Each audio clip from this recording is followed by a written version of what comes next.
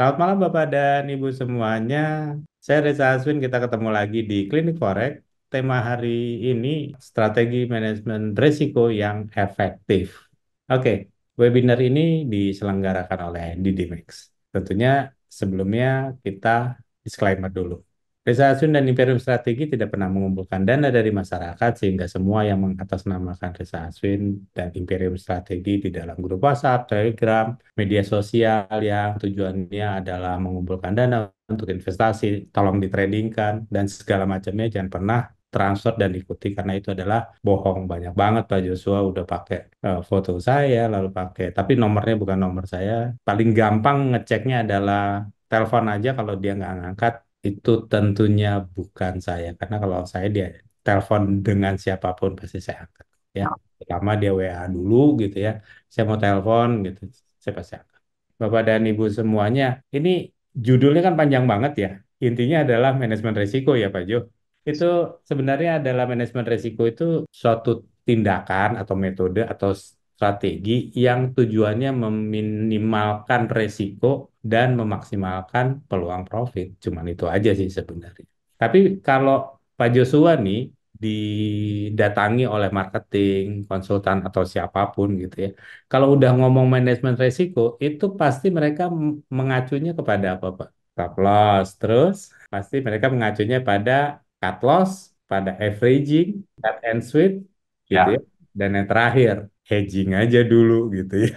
Itu memang manajemen risiko di dalam bisnis ini, tetapi malam ini saya nggak akan membahas itu karena buat saya yang namanya manajemen risiko memang seperti itu, tetapi pada saat itu terjadi tentunya kita nggak akan bisa banyak berpikir karena kita seperti di peta kompli, kita tiba-tiba seperti disodori gitu ya, suatu pemecahan yang nggak ada jalan lain pilihannya selain cut semuanya atau top up. Nah, kalau kita berbicara masalah akibat yang bakal terjadi di dalam trading, tentunya kita harus mencari dulu nih sebabnya mau ngapain nih. Karena kalau kita bicara masalah strateginya untuk mengendalikan risiko, itu sebenarnya harus dibuat dari awalnya, bukan pas sudah terjadi. Awalnya dulu yang harus kita plot gitu. Kalau ujungnya mengatakan bahwa ini metode bagus, nanti kalau salah gimana? Kan ada stop loss. Itu bukan bukan penyelesaian buat saya gitu loh. Sehingga pada saat orang mengatakan bahwa kalau salah udah aja kasih stop loss gitu. Dan ini hasil backtestnya. Bapak dan Ibu semuanya, yuk berpikiran logis bahwa menaruh stop loss itu mudah sekali, tapi untuk recovery-nya itu tidak semudah yang Bapak dan Ibu pikirkan. Coba Pak Joshua bayangkan, kalau Pak Joshua punya uang 100 juta, di cut loss 10 juta, recovery-nya tandanya kan 10%, benar nggak Pak ya? Oke, pertanyaannya, kalau di cut loss berkali-kali dan sisa equity tinggal 50 juta, itu kan 50% ya? betul. Tandanya recovery-nya berapa? Recovery-nya itu 100% Pak, karena modalnya kan tinggal 50 ya Pak. Ini menjadi akan berat gitu loh. Nggak semudah itu sebenarnya kita berbicara masalah stop loss, cut loss gitu ya. Itu memang paling enak untuk jualan, tetapi pada saat dilakukan, hati-hati itu bakal jadi permasalahan di kemudian hari.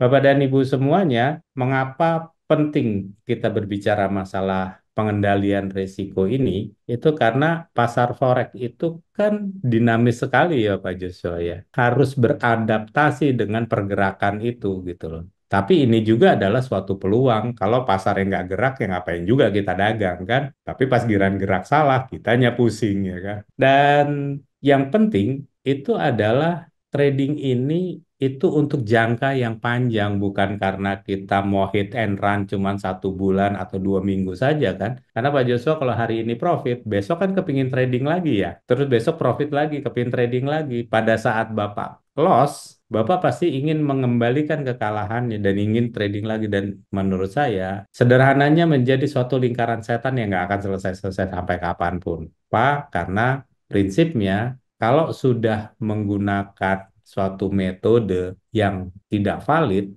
dan harus menggunakan stop loss, pakai stop loss, tinggal cut loss dan segala macamnya, ujung-ujungnya ini akan menjadi suatu perjudian dan bukan perdagangan lagi. Untuk itu yang perlu kita perhatikan bahwa pentingnya kita mempunyai suatu manajemen risiko supaya kita dapat bertransaksi dalam jangka waktu yang panjang dan equity-nya tidak berkurang. Kalau equity-nya berkurang, ada baiknya jangan trading kalau menurut saya. Banyak orang mengatakan bahwa risk trading itu namanya trading ya in out in out gitu ya. Dan itu bisa menghasilkan uang. Itu kan untuk orang yang sudah profesional kalau menurut saya. Orang yang punya jam terbang udah tinggi gitu. Tetapi kalau orang yang belum mengerti masalah trading, belum pernah trading dan dia harus berurusan dengan stop loss, dia harus berurusan dengan cut loss, dia harus mengapal sekian banyaknya struktur yang ada di dalam grafik, menurut saya orang itu nggak akan bisa bertahan lama di dalam bisnis ini. Karena teorinya yang namanya trader itu nggak pernah menang, Pak. Yang selalu menang itu investor, Pak. Coba kalau Bapak trading gitu, in out, in out, in out, ujung-ujungnya dapetnya berapa sih? Katakanlah let's say cuman $100 gitu. Kalau Bapak hold, Bapak menjadi investor, Bapak juga profit kok $100 gitu loh. Kan ceritanya sama ya Pak ya. Kalau Pak Lokenghong kan cuman ngomong begini ya. Kalau saya bisa dapat duit dengan cara tidur, kenapa saya harus kerja gitu ya? Kalau dia bisa hold, kenapa dia harus in out gitu loh. Kalau hasilnya sama atau justru lebih besar hasilnya. Kenapa teori untuk menjadi investor di Forex itu banyak dibantah sama banyak orang? Karena ya memang mereka melihat bisnis ini itu tidak sebagai bisnis gitu loh. Jadi Mereka melihatnya sebagai perjudian kalau nggak permainan yang setiap hari harus ada duit masuk, yang setiap hari harus ada open dan setiap hari harus ada close, tapi nggak pernah melihat ke depannya gitu. Kenapa sih banyak orang menyarankan bahwa udah trading aja di saham lebih aman dibandingkan dengan trading di forex? Karena di saham itu kan mereka pegangnya long term semua ya Pak ya. ya, Biasanya mereka lebih nyaman, lebih untung gitu ya. Tapi yang di saham yang in out juga banyak yang punya masalah, ujungnya sahamnya nyangkut juga gitu loh. Cuma nggak tidak terekspos aja. Yang terekspos adalah forex. Kenapa forex itu kan karena menggunakan leverage dan ujung-ujungnya berakhir dengan tidak baik dan itu akhirnya menyebar ke semua.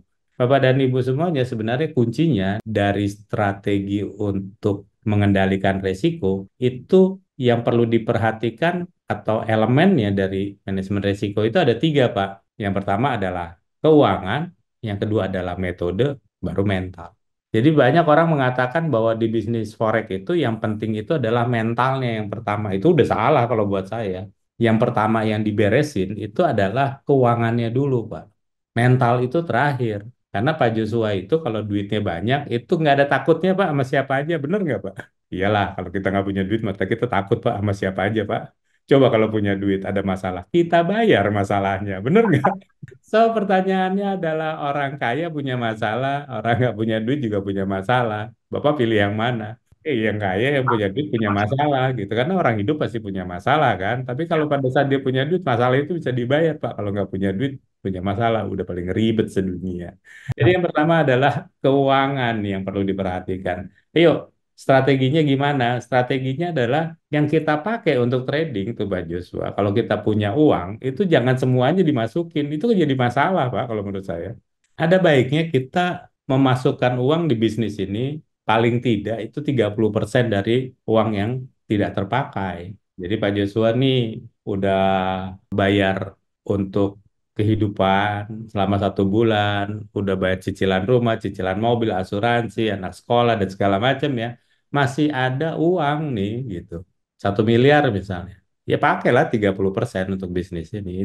Jadi dari uang yang nggak kepake gitu loh Pak. Jangan uang yang kepake itu nantinya akan jadi permasalahan. 30% dari idle money yang nggak kita pakai itu pakai aja. Jadi kalau terjadi apa-apa itu hanya 30% dari uang yang tidak. Lalu yang kedua, menggunakan perhitungan keuangan atau money management yang benar gitu. Kadang-kadang kita merasa bahwa kita punya uang 100 juta itu banyak, lalu volume kita diberbesar gitu. Nah, kalau ini terjadi, itu nggak akan lama, Pak. Apalagi kita udah mulai tradingnya itu di pair-pair yang mempunyai suatu pergerakan yang sangat signifikan seperti gold, GBP Japanese GBP Aussie, Nasdaq, itu udah paling kenceng gitu loh. Apalagi yang udah next level, yaitu seperti DEX dan Bitcoin. Itu udah nggak ada obatnya, Pak. Kalau profit memang cepat, tapi kalau loss juga kehilangan uangnya akan jauh lebih cepat. Nah, ini yang perlu diperhatikan sih sebenarnya, Pak. Perhitungan keuangannya, money managementnya, pengaturan keuangannya, itu nggak sama antara kita trading di Nasdaq dengan trading di Euro USD misalnya. Kita trading di Euro USD tidak sama dengan uang yang dibutuhkan untuk di USD Japanese Yen. Dan pada saat harga gold di hari ini dengan harga gold di 2 minggu yang lalu kan harganya berbeda ya Pak. Itu sudah dapat dipastikan modalnya pun akan berbeda. Nggak mungkin sama gitu loh. Jadi nggak ada cerita bahwa kalau 100 juta pakainya sekian. Itu dasarnya apa? Perhitungan inilah yang membuat kita menjadi jauh lebih nyaman dan kita mulai protek dari keuangannya dulu. Resikonya itu kita kendalikan di depan. Dan yang harus kita ketahui bahwa pada saat kita sudah mengatakan bahwa oke maksimal kita trading misalnya dengan uang tertentu kita maksimal menggunakan lot tertentu juga. Dengan modal A maka volumenya adalah B misalnya. Nah, B ini tentunya Bapak dan Ibu jangan coba untuk ditaruh di satu titik yang sama. Kenapa sih nggak dibuat suatu grade? Kenapa sih nggak dibuat suatu layering? Kenapa sih nggak dipecah menjadi bagian-bagian yang lebih kecil? Tujuannya buat apa? Untuk memperkecil resiko sebenarnya. Untuk mengendalikan resiko sebenarnya. Dan ada baiknya juga Bapak dan Ibu trading jangan terlalu banyak pairnya. Karena di dalam satu account kita pairnya banyak gitu ya. Itu sebenarnya itulah yang diinginkan oleh broker. Karena dengan pair yang banyak ini, yang pertama, biasanya pada saat ketarik atau ke floating, kita tuh nggak bisa withdraw. Kenapa? Karena yang ini udah profit ya Pak Jo, yang ini kan belum profit ya Pak ya. Sehingga kita belum bisa withdraw gitu loh. Jadi makin banyak pairnya, secara logika itu kan nggak bakal bisa Bapak dan Ibu withdraw. Nah, berbeda dengan pada saat kita mempunyai suatu account, lalu kita taruh satu atau dua pair saja gitu ya, di mana pada saat yang satunya profit, close, yang satunya kita tunggu, dia juga profit, kita ambil, dan equity bertambah. Tapi kalau sudah banyak, terlalu banyak, kita nggak akan berani untuk mewithdraw apa yang kita pernah profit di pair A. Yang pair di B kita nggak bisa withdraw. Sebenarnya ini adalah yang diinginkan gitu ya oleh para broker, oleh para konsultan, oleh para marketing atau mentor yang terafiliat tentunya karena mereka nggak bisa withdraw. Gimana bisa withdraw gitu loh. Dan ujung-ujungnya Bapak dan Ibu bisa melihat ini ada menjadi suatu roller coaster. Jadi dia berangkat dari titik A, terus dia muter lah, dan setelah 2 bulan atau 1 bulan dia balik lagi ke titik A, Pak. Bang profit sih, udah sampai atas, lalu dia cross quarter balik lagi di ujung-ujungnya kan nggak pernah withdraw ya. Jadi pada saat kita mempunyai suatu account gitu, strategi yang terbaiknya adalah yuk jangan terlalu banyak gitu, karena itu memperbesar resiko yang akan terjadi. Dari keuangan ini sebenarnya strateginya adalah yuk pakai uang yang nggak kepake.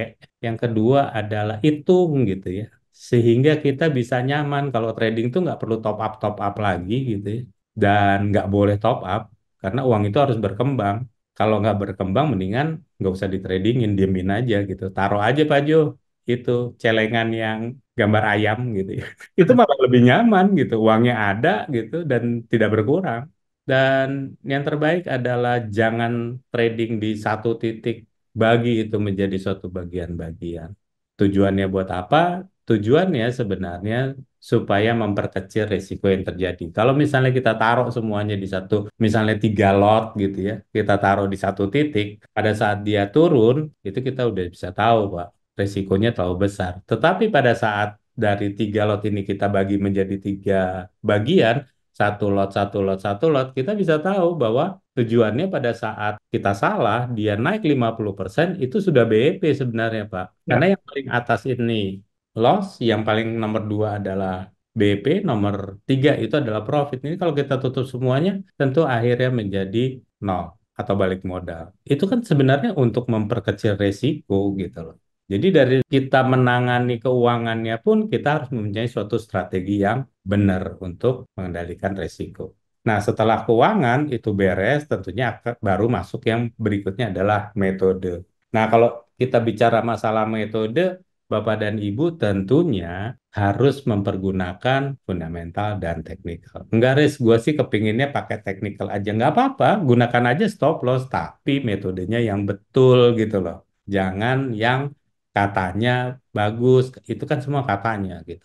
Karena Bapak dan Ibu pada saat seseorang mengeluarkan suatu hasil trading dan dia mengatakan itu backtest, itu mau MKL 5 ke, mau MKL 6 ke, MKL 7, itu harus kita sepakat dulu ya Pak Joshua. Itu adalah historical, bukan ke depannya. Ya. Hasil yang setahun, 2 tahun, 3 tahunnya itu yang lalu, yang ke depannya belum tentu seperti itu gitu loh. Karena kita udah tahu kinerja Bank Senturi itu bagus. Kedepannya mah ditutup, Pak. Jadi Bapak dan Ibu semuanya jangan pernah terlalu percaya sama hasil pekerjaan orang yang lalu-lalu, backtest yang lalu-lalu. Kenapa? Karena itu tidak selalu bisa mencerminkan hasil ke depannya. Itu cuma suatu gambaran aja. Nah, Bapak dan Ibu semuanya yang terbaik kalau menurut saya itu gunakanlah yang metode menggunakan fundamental dan teknikal. Dengan perubahan fundamental, maka kita bisa melihat ke depannya bahwa arah besarnya mau kemana gitu.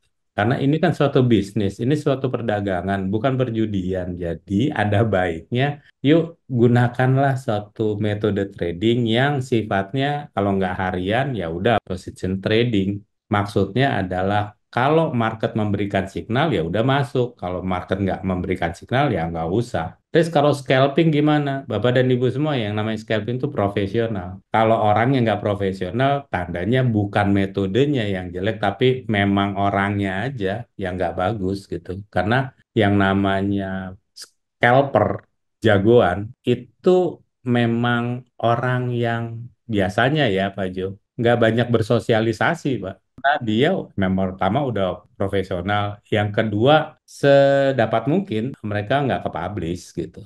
Kenapa? Karena kasarnya gini, ya udah cukup lah gitu. Ngapain juga cari perkara untuk ngajar dan segala macam ya. Biasanya scalper seperti itu gitu. Kalau yang lainnya sih saya belum pernah ngelihat suatu scalper yang jago-jago banget gitu ya. Kenapa? Karena pada scalper itu biasanya pada saat harga itu bolak-balik seperti sekarang itu menang semuanya gitu loh. Tapi pada saat nanti satu arah kita bisa lihat bahwa pasti dia membutuhkan suatu arah besar yang namanya fundamental. Banyak orang mengatakan yang senang sama teknikal, ujung-ujungnya nanya, Pak Jo kenapa sih ya ini kok yang namanya UJ nggak turun-turun? Ya kalau orang teknikal nggak usah nanya kenapa gitu, ada berita apa nggak usah gitu. Kenapa? Karena kalau gunakan teknikal dan menggunakan scalping, itu udah kasih stop loss saya udah selesai. Kasih stop loss aja sudah selesai. Jadi Bapak dan Ibu yang hanya menggunakan teknikal, saya cuma sarankan jangan lupa gunakan stop loss. Tapi kalau sudah memadukan fundamental dan teknikal dengan menggunakan money management, itu nggak usah kayak pakai stop loss juga aman-aman aja sih kalau menurut saya. Bapak dan Ibu, kebiasaan kita tuh kadang-kadang kita punya akun tuh banyak Pak ya Pak Joshua. Punya akun dua atau tiga ya. Nah, untuk memperkecil resiko biasanya kalau bisa averagingnya itu di beda akun Pak. Jadi misalnya yang satu sedang ngebuy di angka 100 misalnya. Akun yang berikutnya itu ngebuy-nya ya kalau bisa di angka yang berbeda gitu. Kadang-kadang kita punya tiga akun, tiga-tiganya sama semua di 100 semua ya harganya. Resikonya akhirnya tertumpu di satu harga dan di banyak akun. Ada baiknya kalau kita trading, kita punya dua akun lah katakan. Satu kita buy di 100, satu lagi kita buy di 80. Nanti pas harga ke 50, kita average yang di akun yang satunya, yang pertama. Nanti kalau dia turun lagi, kita average yang tujuannya buat apa? Pada saat nanti ada koreksi, harga tidak sesuai dengan apa yang kita inginkan, ada satu akun yang bisa selamat, Pak. Yang satunya lagi udah biarin aja, pada suatu saat kita akan mendapatkan titik yang terbaik baru kita average dari bawah. Tapi pasti ada satu akun yang bisa. Jangan kita punya 3 akun, tiga-tiganya di harga yang sama.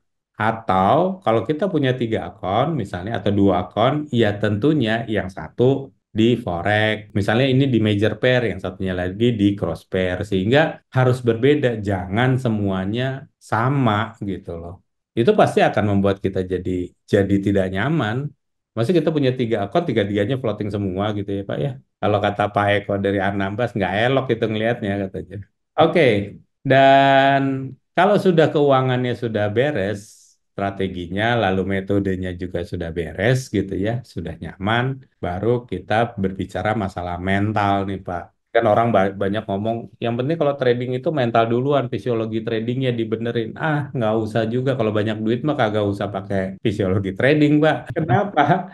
Karena yang dimasukkan mental di sini kalau buat saya adalah mindsetnya, pola pikirnya. Itu yang perlu dibenahi itu pola pikirnya, Pak. Bukan mentalnya, bukan psikisnya, bukan gitu, pola pikirnya. Karena kalau buat saya yang namanya trading itu kan instrumen keuangan, Pak. Jadi kita ngelihatnya itu harusnya 1 bulan, 3 bulan, 6 bulan, atau 1 tahun gitu loh. Perlakukan sama dengan instrumen keuangan seperti deposito gitu loh. Dan kalau yang baru trading kemarin, memang sih kepinginnya buka laptop langsung profit, buka laptop langsung profit. Enak, tapi pada saat harga itu tidak sesuai dengan harapan, mulai kita mengganti-ganti metode. Bapak dan Ibu, kalau Bapak dan Ibu sudah nyaman terhadap satu metode, yuk jangan diubah-ubah metodenya. Kenapa?